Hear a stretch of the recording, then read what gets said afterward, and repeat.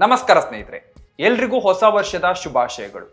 ಆರಂಭದಲ್ಲಿ ಕನ್ನಡದ ಎಲ್ಲ ನ್ಯೂಸ್ ಚಾನೆಲ್ಗಳಿಗೆ ಈ ಹೊಸ ವರ್ಷದ ಆರಂಭದಲ್ಲಿ ದೇವರು ಒಳ್ಳೆಯ ಬುದ್ಧಿಯನ್ನು, ನೈತಿಕತೆಯನ್ನು, ನಾಚಿಕೆ, ಮಾನ ಮರ್ಯಾದೆಯನ್ನು ಕೊಟ್ಟು ಕಾಪಾಡಲಿ ಅಂತ ದೇವರಲ್ಲಿ ಪ್ರಾರ್ಥಿಸ್ತೇನೆ.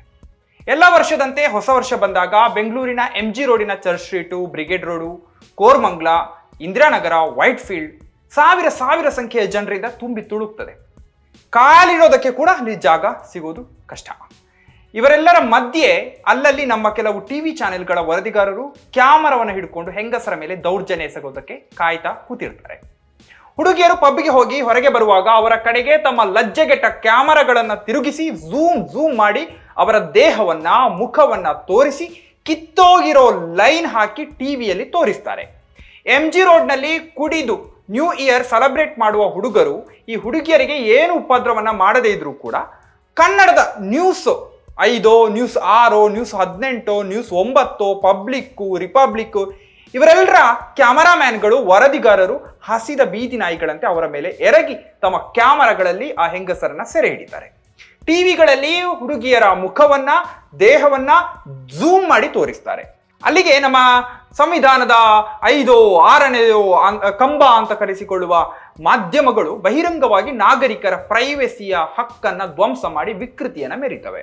ಈ ಎಲ್ಲ ಟಿವಿಗಳ ಆಂಕರ್, ವರದಿಗಾರರಿಗೆ ದೇವರು ಸಮೃದ್ಧಿಯಾದಂತಹ ಬುದ್ಧಿಯನ್ನ ಕೊಡ್ಲಿ ಅಂತ ಪ್ರಾರ್ಥಿಸ್ತಾ, ನಾನು ಚರಣ ಇವರ್ನಡ್. ನೀವಿನ್ನು ಪೀಪಲ್ ಟಿವಿಯ ಯೂಟ್ಯೂಬ್ ಚಾನೆಲ್ಗೆ ಸಬ್ಸ್ಕ್ರೈಬ್ ಆಗದೇ ಇದ್ದಲ್ಲಿ ಈಗಲೇ ಸಬ್ಸ್ಕ್ರೈಬ್ ಆಗಿ, ಹಾಗೆ ಬೆಲ್ಲೈಕನ್ ಒತ್ತೋದಕ್ಕೆ ಮರಿಬೇಡಿ. ನಮ್ಮ ಫೇಸ್ಬುಕ್, ಟ್ವಿಟರ್, ಇನ್ಸ್ಟಾಗ್ರಾಮ್ ಪೇಜ್ಗಳನ್ನು ಫಾಲೋ ಮಾಡೋದಕ್ಕೆ ಮರಿಬೇಡಿ.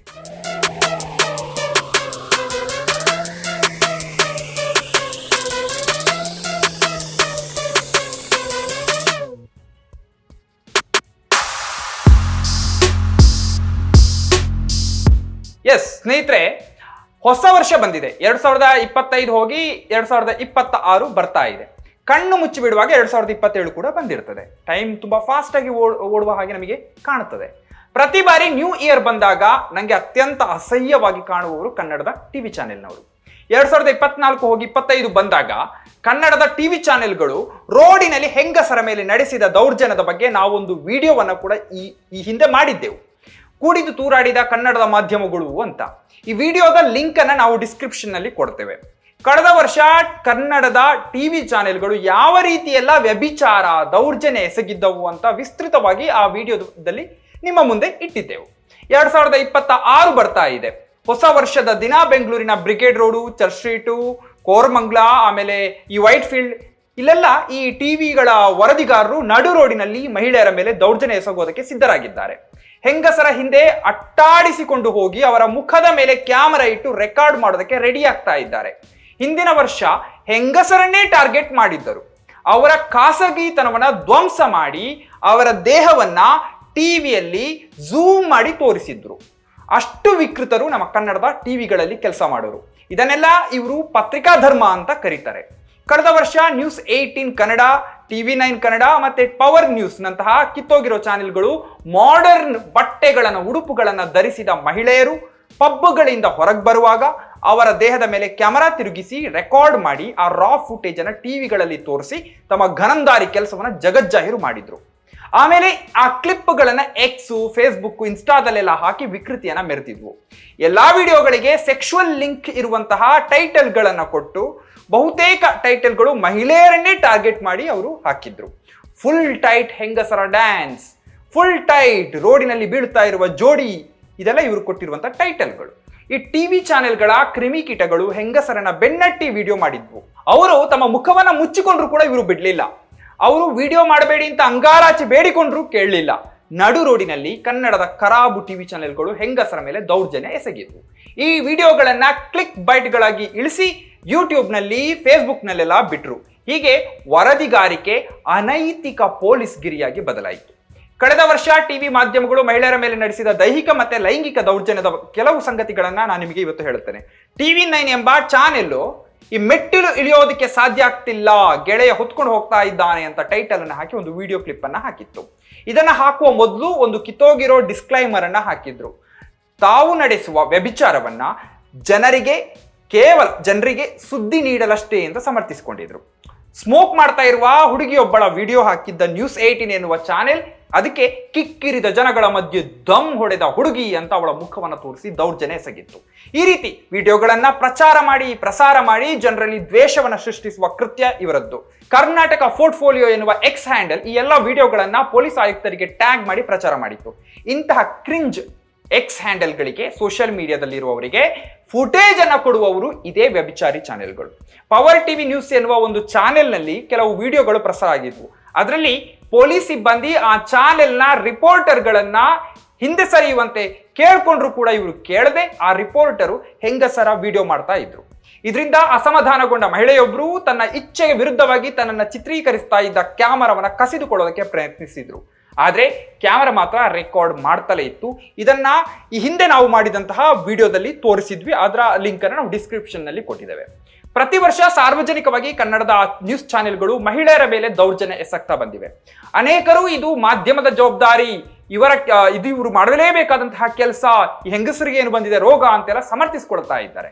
ಆದ್ರೆ ನೆಟ್ಟಗೆ ಜರ್ನಲಿಸಂ ಓದಿರುವ ಯಾರಿಗೆ ಆದ್ರೂ ಕೂಡ ಇದು ಪತ್ರಿಕಾ ಧರ್ಮ ಅಲ್ಲ, ಇದೊಂದು ವ್ಯಭಿಚಾರ, ದೌರ್ಜನ್ಯ ಎನ್ನುವುದು ಸ್ಪಷ್ಟ ಆಗತ್ತೆ. ಸಾಮಾನ್ಯವಾಗಿ ಇಲ್ಲಿ ಈ ನ್ಯೂಸ್ ವ್ಯಭಿಚಾರಿಗಳು ಟಾರ್ಗೆಟ್ ಮಾಡುವುದು ಹೆಂಗಸರನ್ನೇ ಹೊರತು ಗಂಡಸರನ್ನು ಅಲ್ಲ.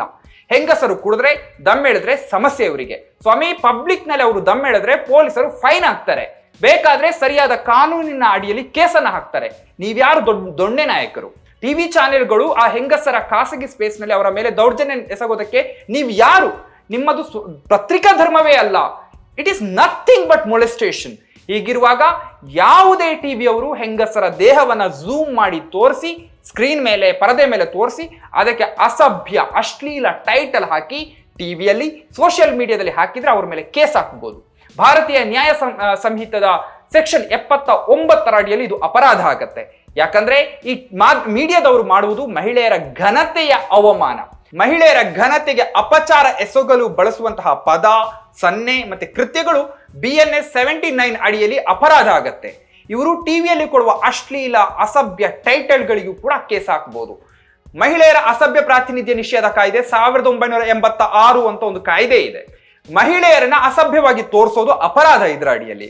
ಯಾವುದೇ ವ್ಯಕ್ತಿ ಮಹಿಳೆಯರನ್ನ ಯಾವುದೇ ರೂಪದಲ್ಲಿ ಅಸಭ್ಯವಾಗಿ ಪ್ರತಿನಿಧಿಸುವ ಯಾವುದೇ ಜಾಹೀರಾತನ್ನ ಪ್ರಕಟಿಸಬಾರದು, ಪ್ರಕಟಿಸಲು ಕಾರಣ ಆಗಬಾರ್ದು, ಅಥವಾ ಅದಕ್ಕೆ ಬೇಕಾದ ವ್ಯವಸ್ಥೆಯನ್ನ ಮಾಡಬಾರ್ದು, ಅಥವಾ ಪ್ರದರ್ಶನದಲ್ಲಿ ಭಾಗವಹಿಸಬಾರದು. ಈ indecent representation of women prohibition rule 1987 ಅಡಿಯಲ್ಲಿ ಮಹಿಳೆಯರ ವಿಡಿಯೋ ತೆಗೆದು ಅದನ್ನ ಟಿವಿಯಲ್ಲಿ ಅಸಭ್ಯ ಟೈಟಲ್ ಹಾಕಿ ಓಡಿಸುವ ಕೆಟ್ಟ ಕೆರ ಹಿಡಿದಿರುವ ಕನ್ನಡ ಚಾನೆಲ್ಗಳು ಅದನ್ನ ಮಾಡಿದ್ರೆ ಅವುಗಳ ಮೇಲೆ ಕೇಸ್ ಹಾಕಬಹುದು, ಡಿಫಾಮೇಷನ್ ಕೇಸ್ ಕೂಡ ಹಾಕಬಹುದು. ಕರ್ನಾಟಕ ರಾಜ್ಯ ಮಹಿಳಾ ಆಯೋಗ ಕಾಯ್ದೆ, the Karnataka state commission for women act 1995 ಅಂತ ಒಂದಿದೆ. ಇದರ ಸೆಕ್ಷನ್ 9 ಮತ್ತೆ 10 ಅಡಿಯಲ್ಲಿ ಇಂತಹ ಕೃತ್ಯಗಳು ನಡೆದಾಗ ರಾಜ್ಯ ಮಹಿಳಾ ಆಯೋಗದ ಗಮನಕ್ಕೆ ಬಂದ್ರೆ ಅವರು ಮಧ್ಯಪ್ರವೇಶ ಮಾಡಬೇಕು. ಕರ್ನಾಟಕ ರಾಜ್ಯ ಮಹಿಳಾ ಆಯೋಗದ ಅಧ್ಯಕ್ಷೆ ನಾಗಲಕ್ಷ್ಮಿ ಚೌಧರಿ ಅವರು ತಮ್ಮ ಅನೇಕ ಜವಾಬ್ದಾರಿಯುತ ನಡೆಗಳಿಂದ ಹೆಸರಾದವರು. ಹಿಂದೆ ಈ ರೀತಿಯ ಮಾಧ್ಯಮಗಳು ಈ ರೀತಿ ಕ್ಯಾಮರಾ ದೌರ್ಜನ್ಯ ಎಸಗಿದಾಗ ಅವರು ಖಂಡನೆ ಮಾಡಿದ್ರು. ಈ ಬಾರಿ ಖಂಡಿಸುವುದು ಮಾತ್ರವಲ್ಲ, ಅಂತಹ ಕೃತ್ಯವನ್ನ ಮಾಡುವ ಮಾಧ್ಯಮಗಳು ಮಹಿಳೆಯರ ಘನತೆಗೆ ಕುಂದು ತರುವಂತ ಕೃತ್ಯವನ್ನ ಎಸಗಿದ್ರೆ ಅವುಗಳ ಮೇಲೆ ಕ್ರಮವನ್ನು ತೆಗೆದುಕೊಳ್ತಾರೆ ಎನ್ನುವ ನಂಬಿಕೆ ನಮಗಿದೆ. ಒನ್ಸ್ ಅಗೇನ್ ಎಲ್ಲರಿಗೂ ಹೊಸ ವರ್ಷದ ಶುಭಾಶಯಗಳು. ಟಿವಿ ಚಾನೆಲ್ನ ಎಲ್ಲ ಆಂಕರು ರಿಪೋರ್ಟರ್ಗಳಿಗೂ ಕೂಡ ಈ ರೀತಿ ನಡು ರೋಡಿನಲ್ಲಿ ಮಹಿಳೆಯರ ಮೇಲೆ ದೌರ್ಜನ್ಯ ಎಸಗದಂತೆ ಒಳ್ಳೆಯ ಬುದ್ಧಿಯನ್ನ ಕೊಡ್ಲಿ, ಅವರು ಕೂಡ ಹೊಟ್ಟೆಗೆ ಅನ್ನ ತಿನ್ನುವಂತ ಕೆಲಸ ಮಾಡ್ಲಿ ಅಂತ ದೇವರಲ್ಲಿ ಪ್ರಾರ್ಥಿಸ್ತಾ ನೋಡೋಣ ಹೊಸ ವರ್ಷದ ಸೆಲೆಬ್ರೇಷನ್ ಕಳೆದ ಮೇಲೆ ಇವರೆಲ್ಲ ಯಾವ ರೀತಿ ಇದನ್ನ ರಿಪೋರ್ಟ್ ಮಾಡ್ತಾರೆ, ಹೆಂಗಸರಿಗೆ ಹಿಂಸೆ ಕೊಟ್ಟಿದ್ದಾರೆ ಅಂತ ನೋಡೋಣ. ಅದನ್ನು ಕೂಡ ನಿಮ್ಮ ಮುಂದೆ ಇಡುವಂತಹ ಪ್ರಯತ್ನವನ್ನು ಪೀಪಲ್ ಟಿವಿ ಮಾಡ್ತದೆ. ನಮಸ್ಕಾರ.